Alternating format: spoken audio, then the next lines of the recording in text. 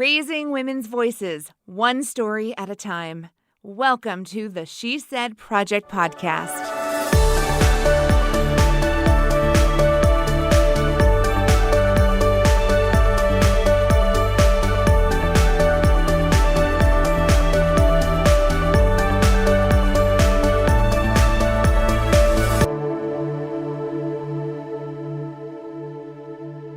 We are in the studio for the She Said Project podcast, and I think it's time to get this party started. I'm your host, Jenette Jerzyk, National Director of the She Said Project. I'm Kerry Rosso, co-founder. Co-host, co-this, co-that. Yep. You're a whole lot of co. I know. I almost said co-ho, and that just didn't sound quite right. You had a title in the early days of She Said. You guys called yourselves the show conspirators. Yes. Where did that come from? Well, so my husband always said we were like the little rascals. Like we were always just rolling around like, yeah, let's do a show. Yeah, let's go to a big theater. Yeah. People will come. So when we were thinking of what to call ourselves, it all felt too serious to say co-founder or we're in the theater. It just wasn't us. And we didn't want to misrepresent. We wanted to be very open about who we were and what people could expect. And so I think our graphic designer, Annie Poppin, with that great name, but I think she came up with, you know what, how about show conspirators? It's brilliant.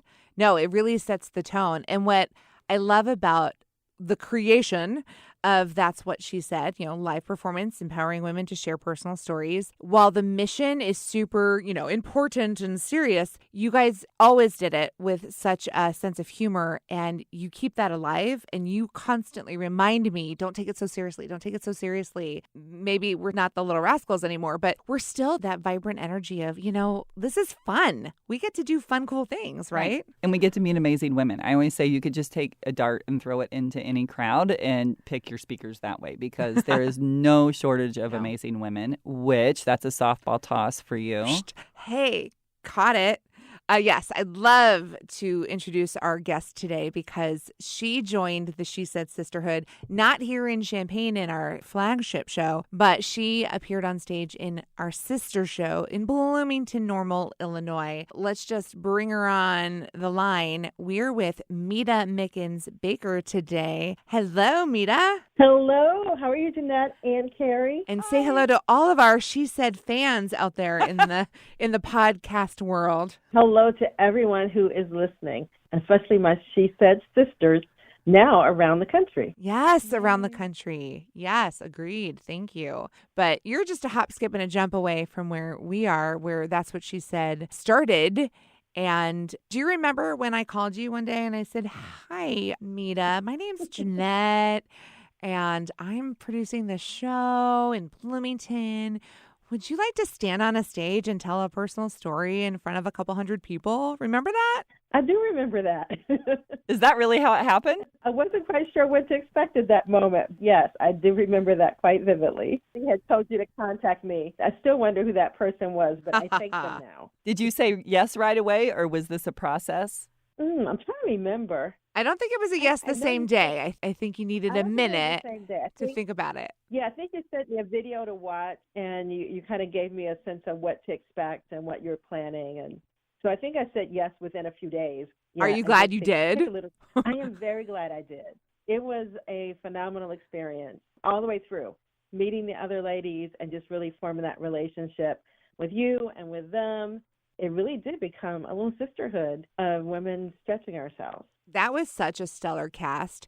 And I'd like to point out that the show Meta was in Bloomington in the fall of 2021 was actually our first live show back from the pandemic. And we had to do a couple things a little differently. We were at an outdoor venue for the final performance. We chose an open air amphitheater, which was a different environment, a different experience, but I think it paid off because we ended up having just a beautiful evening of women coming together with a glass of wine and, some she time.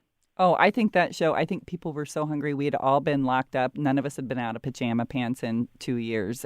It was open air, so people felt comfortable coming back. They felt safe. The speakers were phenomenal, and booze were accessible. It was a perfect night. So, Meta, your story that you cultivated and curated and created and crafted. Oh, my God. Could I have any more alliteration here? but that you put together for that performance. Tell us a little bit about it. We're going to play the clip in just a moment, but what made you choose your story of triumph that night? Very interesting. So you and I had one of those first conversations, and you said, just tell me about yourself. My favorite question. I started telling you about kind of growing up and living in Bloomington, and then I got to something that was really kind of fun part of my life right now, and that is triathlon and running and biking and swimming.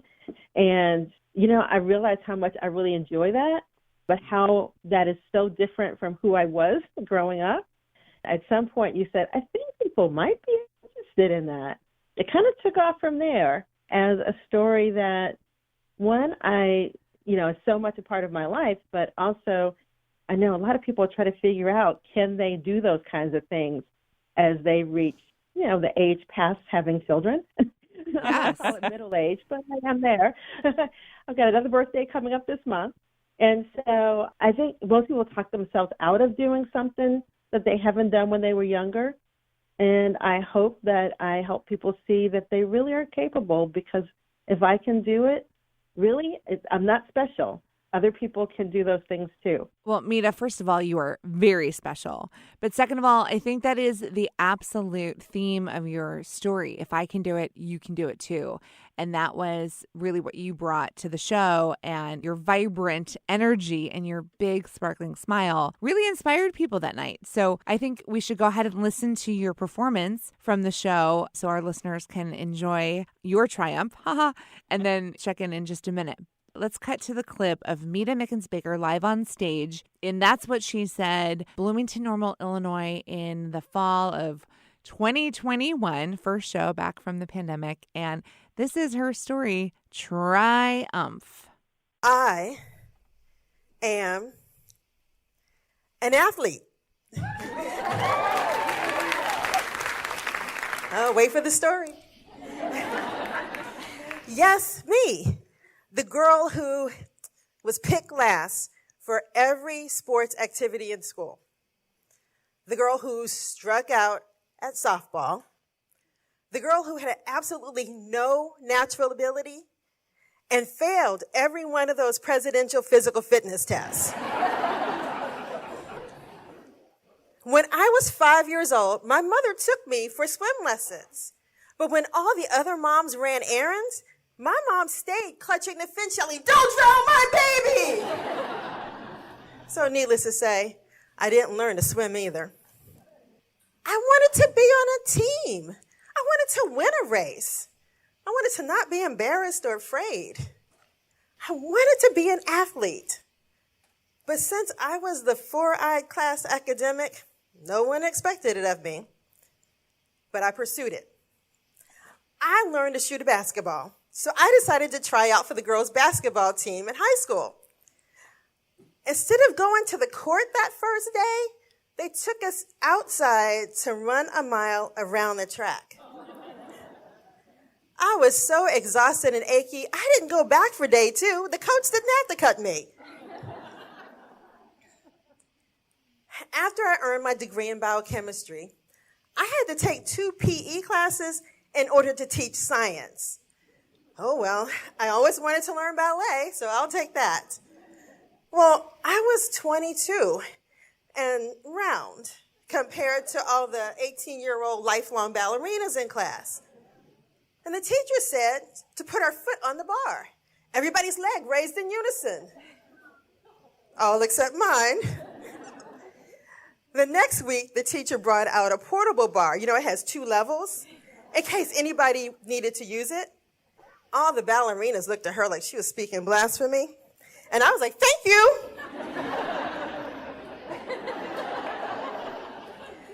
I now realize that might have been the kiddie bar. But thank goodness the classes pass-fail. I passed. I took a much more successful bowling class. So when the work team said, let's do a team building activity and go bowling, I was all in. Because, I could avoid the most embarrassing thing in bowling, which is a gutter ball. No, wrong. It is not the most embarrassing thing. The most embarrassing thing is not letting go of the ball soon enough and stepping across the line and going sliding on your back on the overwaxed floor all the way down towards the pins. And nobody could come and help me. So there I was on all fours, slipping and crawling back up to solid ground. That was embarrassing. Now, my first attempt at athleticism as an adult was ice skating lessons. The rink said that my 5-year-old should wear a helmet, knee pads, elbow pads, and wrist pads to his lesson. Since my athletic track record was not good, and I needed to go to work the next day, I wore a helmet, knee pad, elbow pads, and wrist pads to my adult lesson as well. I'm sure the instructor thought, wait till I tell my friends about the lady who got the kiddie equipment list and followed it. That was until, I think you guessed it, I slipped and fell and kept falling until my head went boom on the ice. And I remember her speed skating toward me, yelling, "I'm so glad you're wearing a helmet." Now, I had asked my husband to drive me to the rink in case I got injured, track record. And so on the way home, I said, "Do you think anybody saw my embarrassing moment?" And he goes, "I don't know if anybody saw it, but everybody heard it." But a few years later, I was 41, and I wanted to really get fit so I wouldn't have a heart attack at 45 like my dad. So I got a personal trainer, and I started strength training. And I enjoyed that. And then I found Zumba. Any other Zumba divas in the room? All right. I am not a morning person. But I like to dance so much that I got up for 5:30 a.m. classes for 8 years. I started seeing muscles in the mirror, and my body started to obey me. So just before my 48th birthday, when a friend started a running group, I joined. I wasn't fast, but I gradually started to cover the distance. My first 5K, my first 10K. The next spring, I joined a Fleet Feet training program, and I found my tribe. The mentors ran with me. They gave me techniques and tips for, safety and how to run faster. That didn't help, but anyway, faster. The fellow runners encouraged me to run my race, my pace. I'm still not fast. Okay, here's a translation. I am slow. But I have been running year-round ever since. Then I started to ride my bike and found true love. I joined Bloomington Cycle and Fitness for winter indoor training rides and summer spokeswomen rides, and I had a ball. And then on one of those spokeswomen rides, a friend said, "Hey, why don't you participate in a duathlon? Run, bike, run, done." But that was followed by my current craziness. During a New Year's Eve run, one of the ladies, might have been that same spokeswoman, she talked to me in this stuff, announced that Fleet Feet was going to have a women's triathlon training program. The goal race would be the 2016 Esprit de Ski Sprint Triathlon, but we had to register before the price went up at midnight. Now, I was truthful. I advised them that I could not swim. But they said the race is 6 months away, and we're going to train together, and I could do it. So in order to save an entire $10, I went home and registered for the race that night and signed up for the Women's Triathlon Training Program. And I soon found out that I was not just a beginning swimmer, but thanks to "Don't Drown My Baby," I was a pretty anxious one as well. But not to be thwarted, I signed up for a triathlon swim training program too. Now, their goal race was the Pioneer Sprint in Petersburg, Illinois. The pool is only 4 to 5 feet deep, they said. You can stand at any point during the race, they said. You got this, they said. And they were so wrong. I got there that morning. I racked my bike in transition, and then I went in to see the 4 to 5 foot deep pool calm my nerves. And the line at the bottom of the pool went down out of sight. You should have seen me. I was scanning the wall, scanning the deck. How deep is this pool? 13 feet. I can't do it. I'm taking my bike and going home. But thank you to the coach who calmed me down. My Fleet Feet Training Women group gave me some strategies and being great encouragers. I was dead last, but I finished my first triathlon.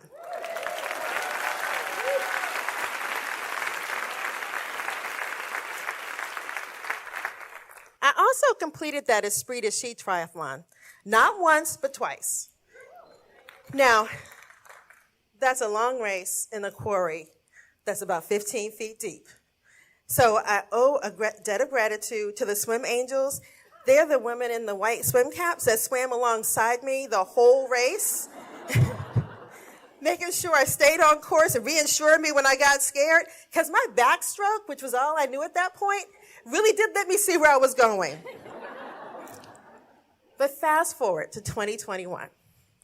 I've completed a combination of 33 sprint triathlons, duathlons, 10K, 15K, and half marathon races, and a whole lot of 5K races.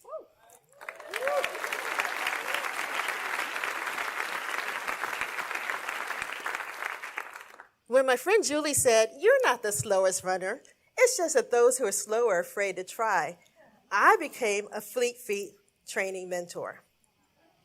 And I currently encourage and inform a group of African American women who are walking and running and biking and training for triathlons. Thanks to U.S. Master Swimming, the many swim instructors, my tri-training buddy, maybe every swim coach in town, my swim anxiety is almost gone. And my freestyle is starting to go the distance. When I post my training and racing on Facebook, my greatest joy is when a friend says, "I got a bike and started riding. Your post motivated me." Or I started running and I completed a 10K. Or I'm learning to swim. I thought if Meta could do it, well, you know. My loving and proud husband calls me FloJo. And our high school classmates even refer to me as an athlete. Now, one afternoon, my son Christian advised that he had used me as an example in his AP psychology class.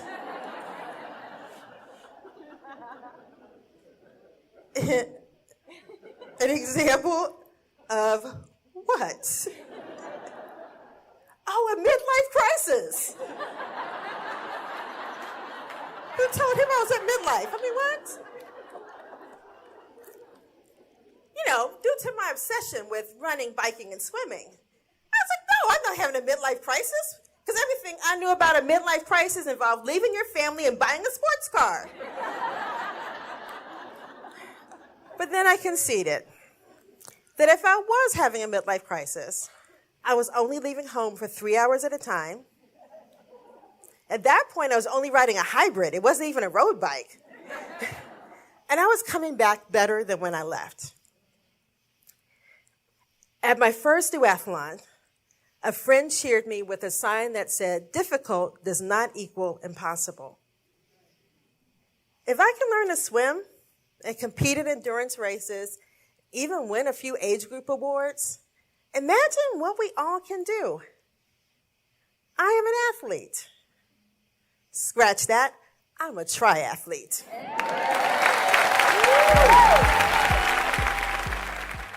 So, Meta, listening to your story again, do you get all the tingles and the feels from being on stage that night? I do. It really does bring back the excitement of the evening, but also I think something that you had said, that these people are here because they love you already. Take that nervousness and really just create energy from it. Yes. And so I think all of us, I didn't know everybody in the audience, but they were friends to someone among our group, and they were such a warm, inviting audience. It was just kind of a magic evening to sit there on stage and then just to kind of tell something that was important to us.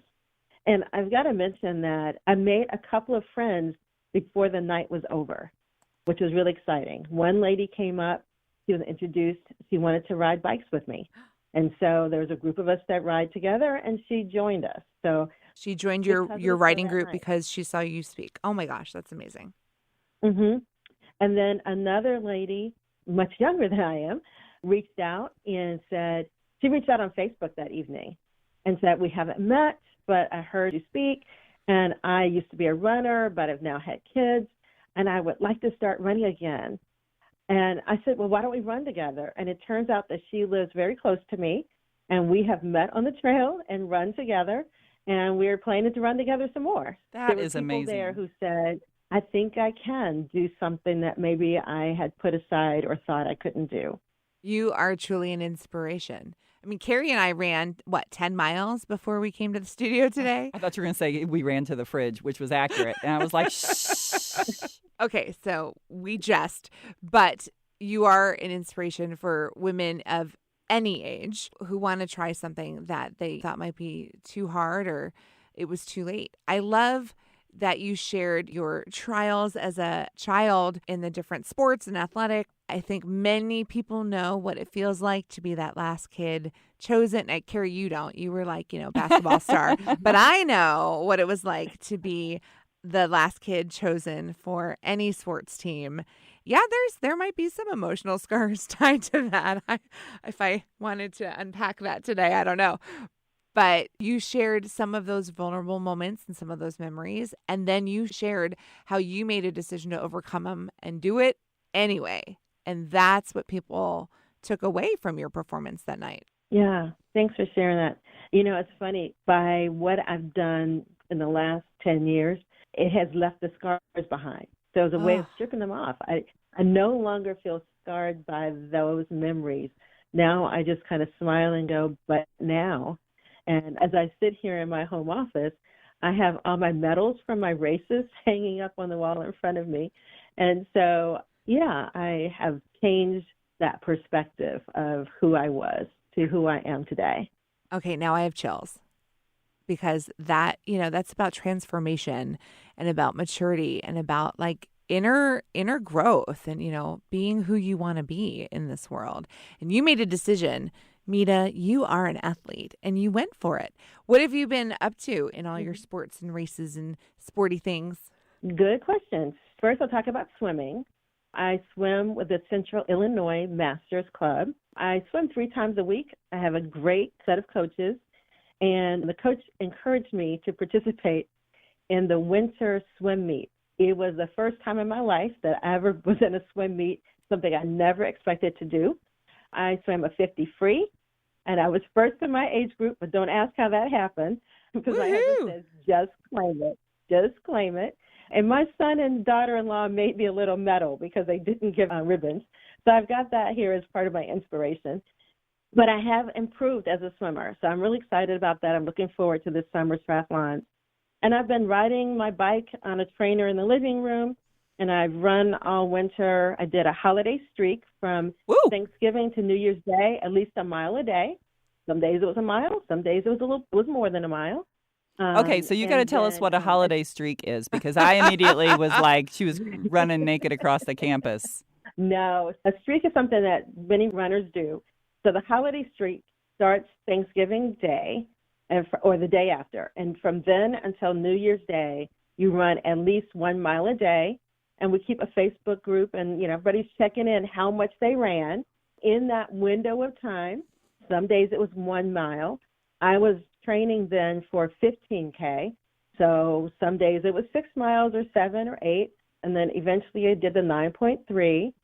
I did quite a few miles during that window of time, which is a window of time when a lot of people don't have time to exercise. So it really is about taking care of yourself during that holiday season, not just thinking about everybody else and gifts and holiday parties.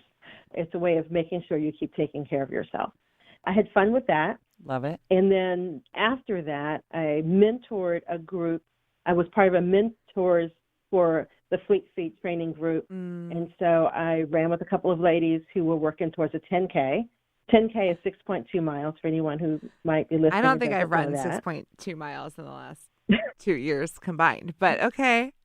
Just to clarify, you're running outside, running outdoors in the snow, snowy months. Okay. Yay. Yeah. I've bought the right shoes, and I've got things to put on my shoes to keep traction. I have different layers of warmth depending upon the temperature and the wind and whether there's snow or rain falling.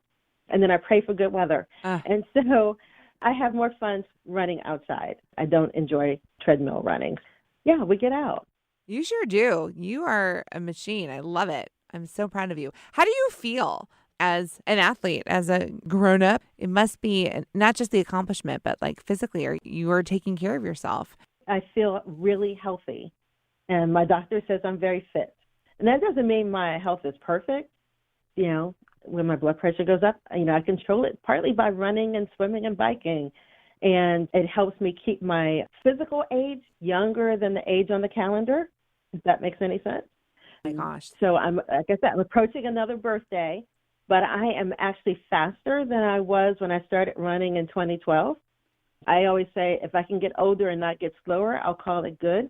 I will say that my endurance actually has improved, and I would say I'm a better runner today than I was in the early years when I was, 10 years younger. I walk for anybody who's listening and thinking that I'm going to sprint past them at a 5-mile pace. No, I won't. I run it more like a 13.5 minutes per mile pace. I walk.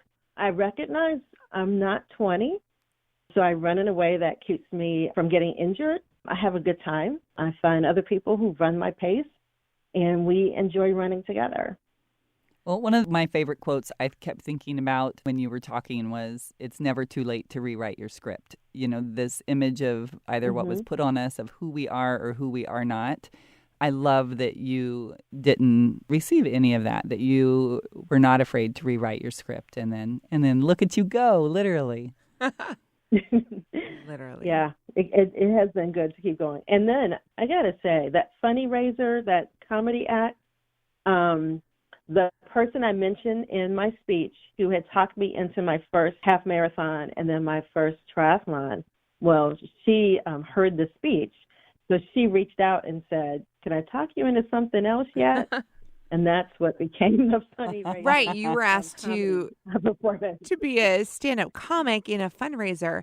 And what you just said demonstrates how being in That's What She Said can open doors. It can open doors to new friendships. It can open doors to new opportunities.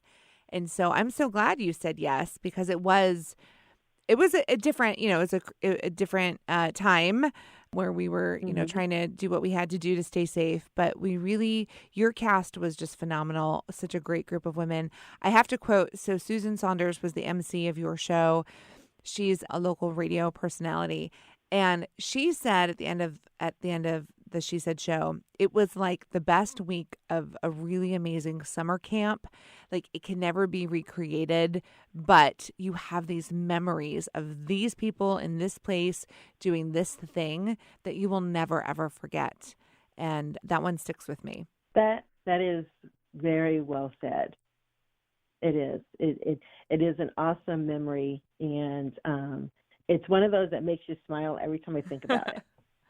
I agree. I also made some amazing friendships from that group in Bloomington. And, we're gearing up to do it again, because That's What She Said is a safe space for women to share stories. And everyone has a story. Like Kerry said, there's no shortage of women. We can look around the community and cast the show dozens and dozens of times because, women got something to say. And She Said is a safe space for women to do that. So, Meta, I want to thank you for joining us on stage, for sharing your story, for giving us your updates so that we can continue to cheer you on, as we love to do. Thank you. You're so welcome. You're such a bright, beautiful person inside and out. And you just make me all warm and fuzzy and happy. Thank you. You do the same for me.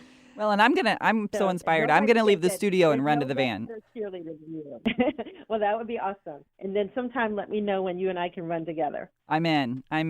I'll meet you in the diner when you're done. But we'll talk about it. But for all our friends and listeners out there, if there's something you're thinking about doing and you hear the voice in your head that says, I can't, I'm not enough, I'm too old, I'm too whatever, listen to Meta. She not only faced her fears, but she triumphed. And now she is a triathlete and an inspiration. So if Meta can do it, so can you.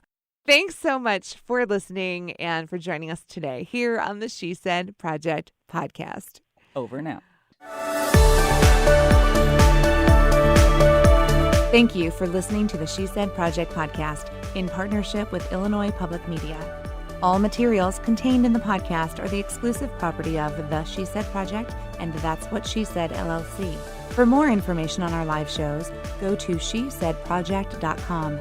This podcast was made possible with support from Carl and Health Alliance and presented by Sterling Wealth Management, empowering women to live their best lives.